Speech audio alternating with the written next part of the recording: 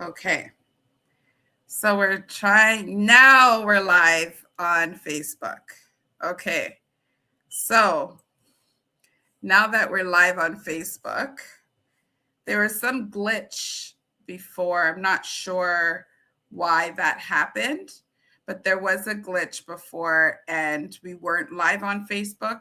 So now we are live on Facebook and YouTube. So we weren't live on YouTube, only on Facebook. So now we should be live on Facebook and YouTube.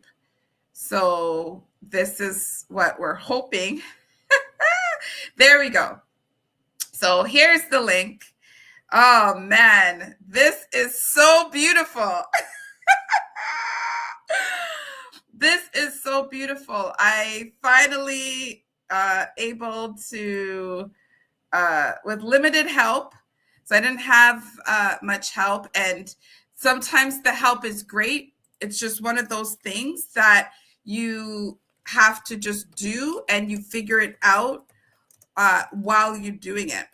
So this is live right now, and what we're doing is we are just making the connection. So we did have a glitch because I had to end the last live, and I'm keeping everything so that there is a track record to say this is where we were and this is where we are now. So I'm going to keep that track record up and going right on the Facebook. So the Facebook probably has like more of the original clips of what we were doing, how we were doing it, and things like that. So I just have to now put that there's an updated link,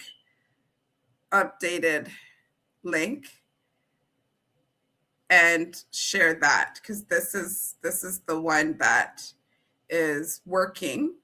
And we're just going to go ahead and share this with family, friends, people that support you, people who don't support you. We're just going to go ahead and share this link with people. So that's what I'm doing right now. I'm just putting live now. We're live on YouTube and Facebook. Okay. So there's two topics we want to talk about. There is a astrological change in nature that is contributing to the polarities of what's happening on Earth. The polarities in political changes, the polarities in relationships, in places, in finances. Then we have, and then that's manifesting into, we have Ramadan at the same time, we have Lent at the same time, we have solar eclipse all happening in the same week. We have other spiritual practices and rituals and ceremonies in other spiritual communities that is happening right now in the same week, some of them within the same day, within the same 24, 72 hours. That's not by accident. Okay? That is not by accident. There's a millennial change. Some call it we're going in or already in the new age, the golden age. So I kind of wanted to talk about that, but make it practical so we do not get scared or the government's going to shut down or Notre Dame's predictions and this is that. Just try to really bring it to an earthly understanding so that we can govern ourselves and have sovereignty.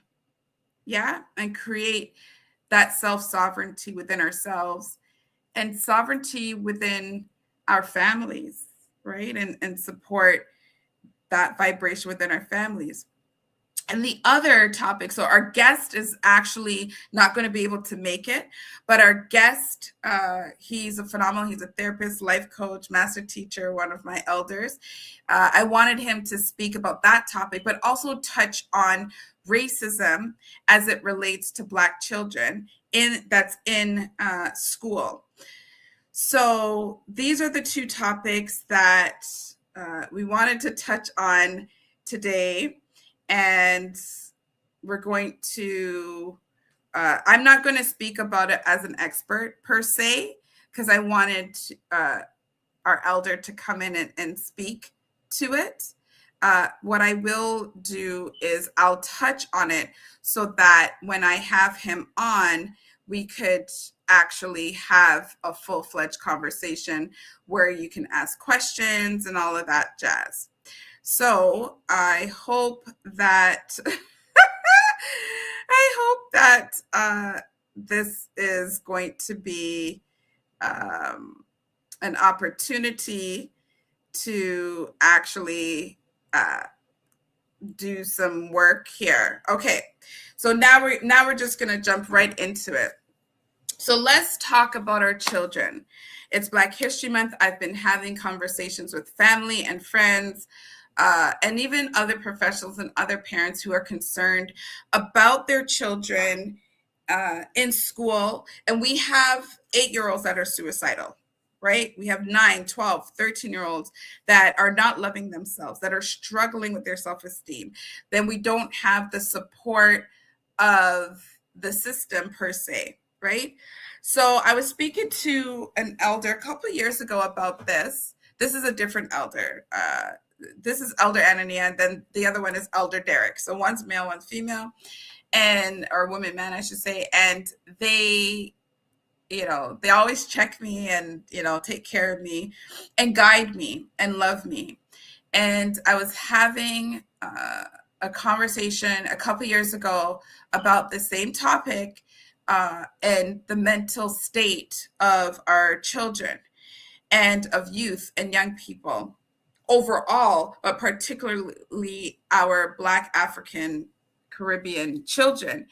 And she said to me, what she's realized and what she knows to be true is when you build the esteem and the self-esteem and the mind of the child, it's almost bulletproof or a way to tackle some of the struggles that they go through. So for me, in my house, when we had Bible study, Jesus was Black, Moses was Black. We had images and we had conversations that uplift our esteem, that uplift our character, that uplift our lineage, that uplift our ancestors, that uplift our roots, that uplift our culture and traditions and foods. So I wasn't embarrassed. Believe it or not, like I did live through certain racial experiences, but not as much as people think I did. I think I'm the way I am and I'm comfortable in the skin that I'm in is because the way I was raised and nurtured in terms of my identity. So I have a couple books here that I pulled off my library that's behind this beautiful covering. And here are some books. So I'm going to introduce you, if you don't already know, this really, really good author, Amos Wilson. So Amos Wilson is great author, speaker, study. He's just great. So he's wrote this book, The Developmental Psychology of the Black Child. So I'm not going to go into these books or anything like that. I'm just going to name them. The other book that I had my own child start reading is The Making of Self by Marcus Garvey. So it's not about in this moment beating the system. Yes, we got to file a complaint, speak with the schools, speak with our children. We got to do those things for sure. But what is important is that we also build up ourselves, decolonize the way we think, because sometimes we're even scared to challenge the teacher because they're white is right? And I'm not making this a racial thing. I just want to talk about the destruction of the mind and the hearts of our children due to white supremacy, right? So it's a system thing. It's not an individual thing. I'm not talking about individuals in this moment, right? I just want to give resources on how can we build our children? How can we build ourselves? Because we can't give what we don't have. We can only give to our children who and what we are. So if we're broken, if we feel that a Eurocentric worldview or European worldview is the way to go, the straight here, the speaking softly, and all of these things, not that other people don't speak softly, but I grew up with Italians and Portuguese and Jamaican, and we speak with our hands, we speak we speak loudly, we don't speak soft, even in a loving manner, right? Hence why I'm always excited, because I just have this energy with me, and it's the way I was raised. It's a way of self-expression of myself. And when I mean speaking softly, I mean being silent is what I'm getting to, right?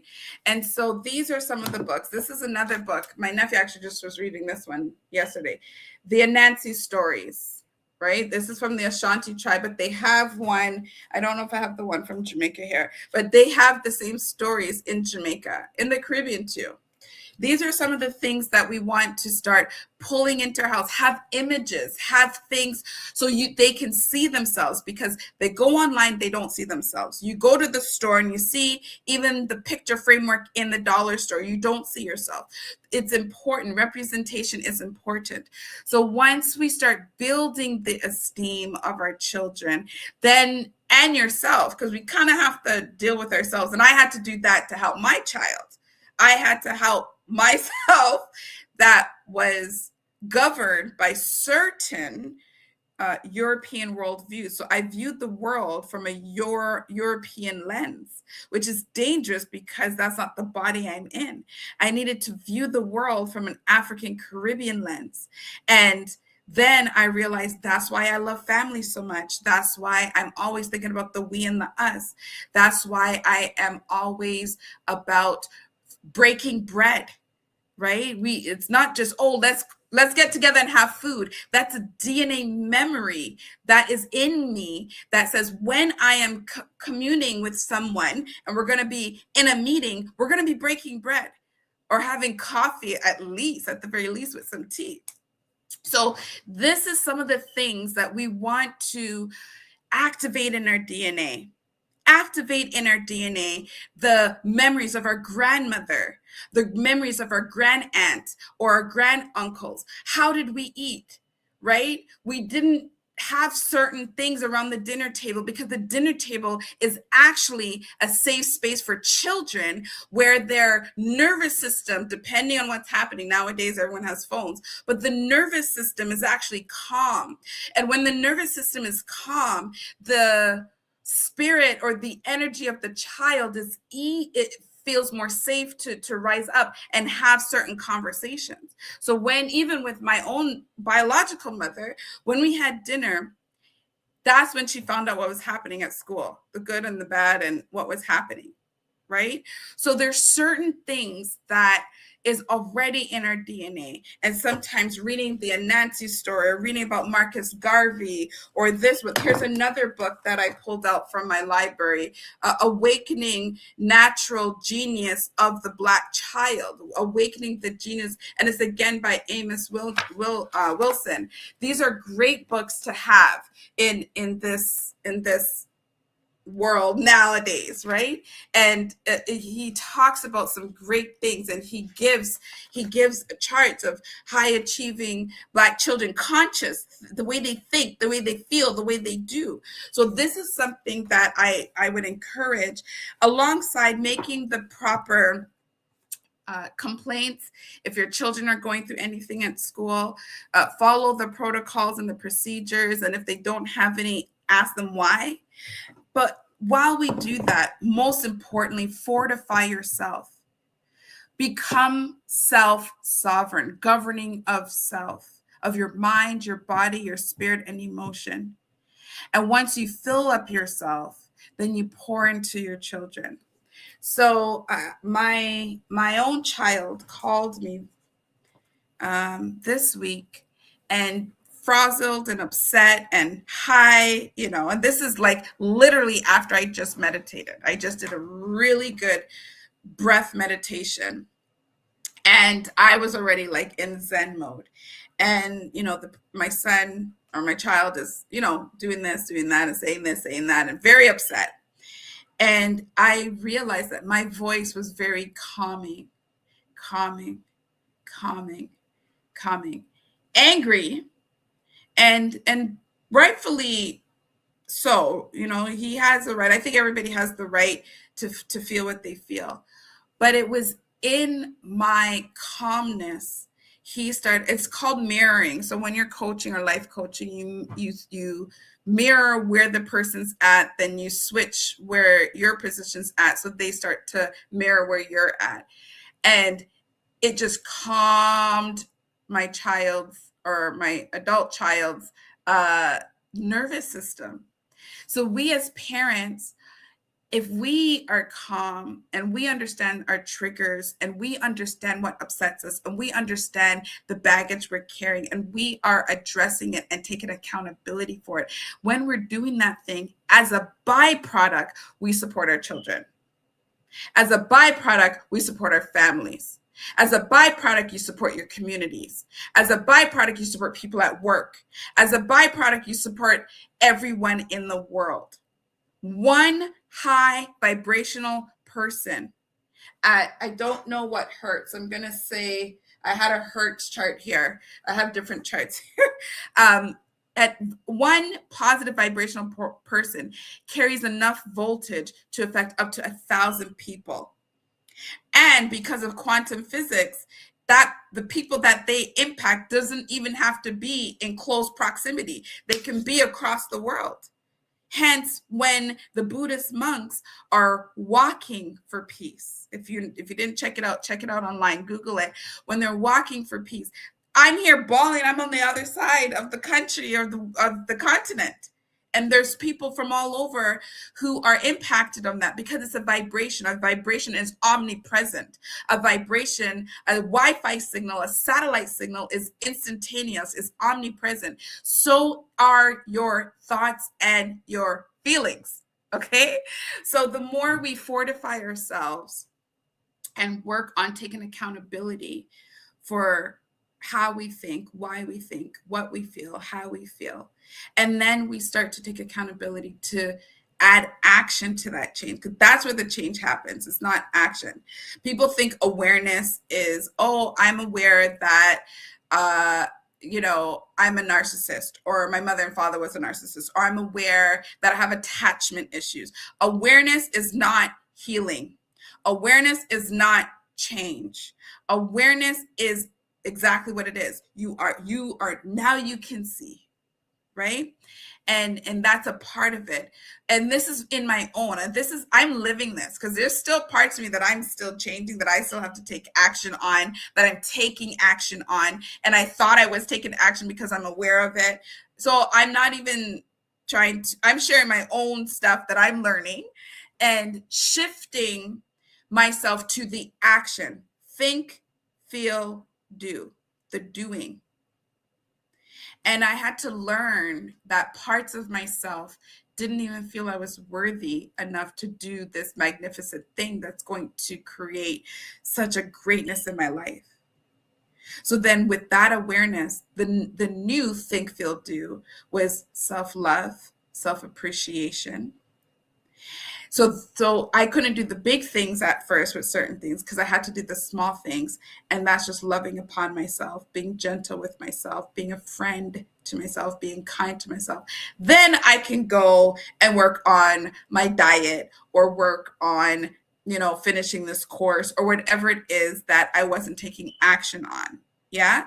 So that's that. I'm going to park that with the children. Oh, here's another beautiful book, Stolen Legacy. This is good if you're working on decolonizing your mind. And I have 2 copies. I leave one at home and I travel with one. This is how good this book is. And it gives resources and spin-offs of other books and resources that you can check out. So this is really, really good.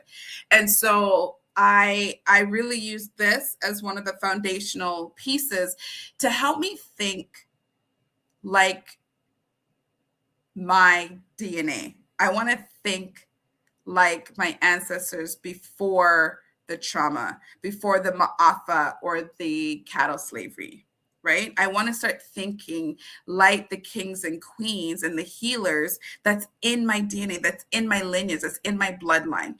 Because I was not thinking, I was thinking like my environment, and my environment is based on European views, right? The way we raise our children, the way we speak to our children, the way we speak to our husbands, our wives, our partners, the way we eat, the way we dress, everything, everything I knew for myself to be true was from a European mind view. So I'm still working on it.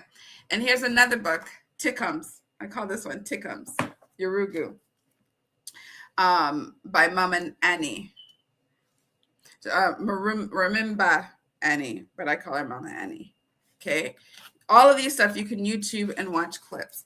This and once we start to activate some of these beautiful memories of our great great great grandparents, great great great grand aunts, and great great great great family members, there's a healing, there's a calmness, there's this invisible support feeling that starts to be activated. And you can be in these spaces that where people don't look like you or people don't think like you. And whether even if you're white or black or Asian or South Asian, doesn't matter.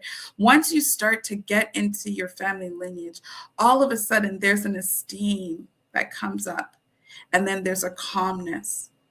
So the esteem of pride and liberty and love starts to come, and that fear and feeling inadequate and feeling not worthy and not good enough starts to deflate.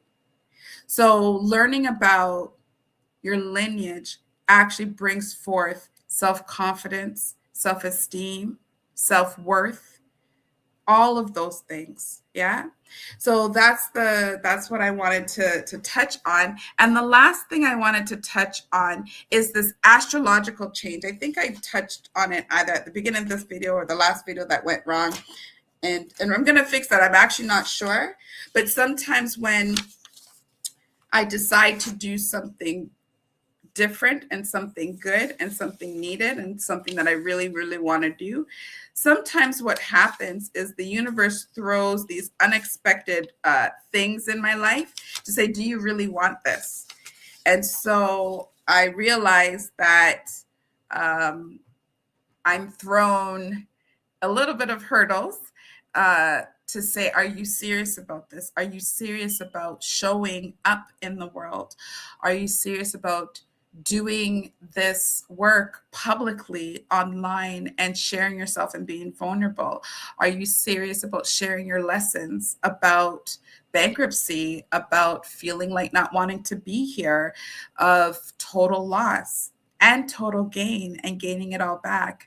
Are you serious about sharing your insecurities where people actually thought you were this great energy, ball of energy, but deep down you didn't really like parts of yourself? There's one point where I totally hated myself, and I got really sick as a result of that. Yeah, which is another story for another day, not today. So I've been on this spiritual journey since 07, around there, 06, 07, 08, something like that. And it actually was a urgent life and death situation for me and my child. And I had nowhere else to turn but into traditional ways of learning different medicines and learning different traditional ways to heal. And fast forward, I don't know how many years that is, to be honest, maybe almost 20 years ago to 26. Yeah. So we're looking at 19, 20 years ago. Here I am. And I'm finally going to share a lot of knowledge. I've been through many, many, many seasons. And I did not come here just by reading books and regurgitating books. I had to lose everything. I had to go temporarily not well in my mind, in my soul, in my spirit, spiritual suicide.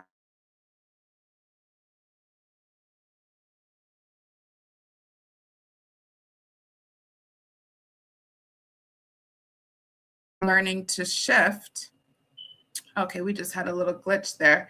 Learning to shift helped me. Um, Learning to shift helped me to understand what season I'm in and understand my seasons. I have highs and low seasons. We all have seasons. We all have our winters, we have our springs, we have our summers, which is another conversation we have for another day. So the last thing I want to talk about is the astrological change. So we're seeing all these things with Trump. We're seeing all these things in the world that is happening. Sorry, I was told don't have other things running or else you'll lag. And I had Facebook and YouTube open while I'm doing this live. So with the astrological change, we're going into a golden age. And with the golden age, it's almost like the North Pole. There's a polarity that's happening. So the North Pole star, very simple. So basically there are things happening in the space with the North and South Pole. There's a pole that's happening, right? And in that pole, there's also the elliptical. There's the elliptical pole star as well, I believe it's called. And so I'm still a student in this. Even though it's been 5 years, I'm still a student of this. So there's learning, understanding, application, embodiment. So I'm at the understanding and I'm trying to embody it by, repeating what I'm learning. So there's this North and South pole. There's this pole that's happening in space right now, this polarity, and it's pulling, it's shifting. It says, every 3,000 and plus years, I think it is, or whatever years it is, I think 3,700 years, there's a pull. And now we gotta stretch to create new, right? And there's this elliptical belt that goes around, right? And that changes every 2,100 years. So once 3,000 plus years, once 2,000. So there's this pull. So usually it's just one happening at a time. Usually it's just one. And the first time on Earth, the first time in galaxy, the first time in the universe, you have both pulling at the same time. Okay? So when something is birthing, and this is the spiritual doula that I work on myself and I do, is we're birthing into a new person, a new system, a new era, the golden age. We're birthing into new relationships, or got rid of other relationships to birth into. You're birthing into your authentic self. You can do it gently or it can be rough. Either way, the energies of the world, the energies of God, of the universe, all these energies are saying change has to happen whether you are ready or not. So the earth is pregnated with this change called golden age, for instance, right? And now it's birthing this golden age. So when a woman is birthing a child, it doesn't matter if she's saying, I'm not ready yet. That child is coming, even if the child's premature. Right? I was induced and I didn't have my child until 3 days later because he wasn't ready. Right? They tried to induce me. No, my water did break. And they tried to break. Sorry. They tried to break because they realized I was having contractions. But I was in labor for 3 days, maybe 3+ days, right? Because he wasn't ready, right? And when he was ready, then he was ready. And that is a natural phenomenon. So I'm saying this as things change. What does a woman do? So just before I had my child, I had this energy of gathering things. And if you watch animals, if you watch nature, if you watch an eagle or anything on YouTube, they start to gather and build their nest. They start to gather and get ready for this newness. Yes, it might cause a little bit of pain, but it also is pleasurable.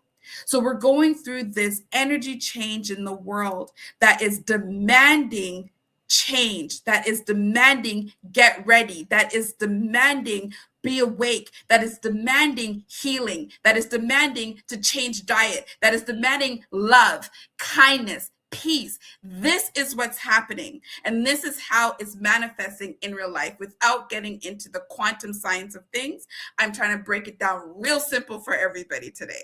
Right? This is what's happening in the world. So we could get caught up in the stories. Oh, Venezuela this, and Bush this, and France this, and Ghana this, and Africa this. We could get into the stories and say how it shows up. Like the woman getting caught up in a story. I'm having a girl. Who cares if you're having a girl or a boy? We're birthing a child. We're birthing a new being. Then we could get into the story later. So not to entertain fear, but to be a sovereign being is to be aware. To be a sovereign being is to know that you have choices, right? Let's get out of that fight or flight here. Start breathing, meditation, and use our frontal cortex here, our analytical brain. But we also have to use our right brain, our emotional brain, because we're getting instincts of things within ourselves. There's an innate intelligence within nature, within all of us, that's communicating, and it's saying start gathering your stuff, right? So get things in order, get things clear. Right now, I had to clear up my whole office and my spiritual space. There's parts of and if it doesn't have a home, it's out. Right. So parts of my house is very clear and parts of my home is very, messy with some bags and stuff that I'm cleaning. Clear it up. If you have to change what you eat, definitely take care of your spirit. Take care of your spirit. You can do this even through breathing, through awareness of thoughts and feeling. If you just close your eyes, you take a breath. And when you just take a breath, you in for 4, hold for 4, and out for 7. And just in that, you start to feel this tingliness in your body.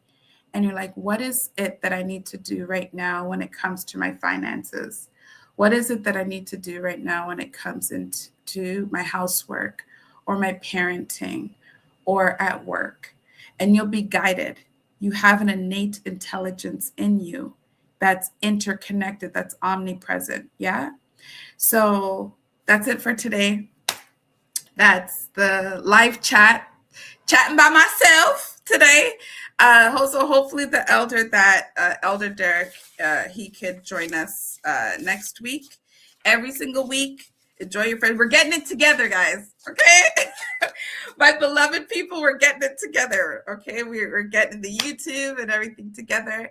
I'm a bit of a stubborn person, so I can easily get the help and make someone, I need to learn. I like to learn and I want to understand. So even if someone comes and does it in a couple of months and does it for us, that's fine, which will happen. But I like to understand and learn what's happening, right?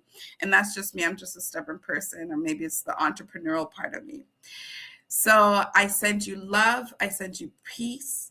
I send you energies of awareness, energies of sovereignty.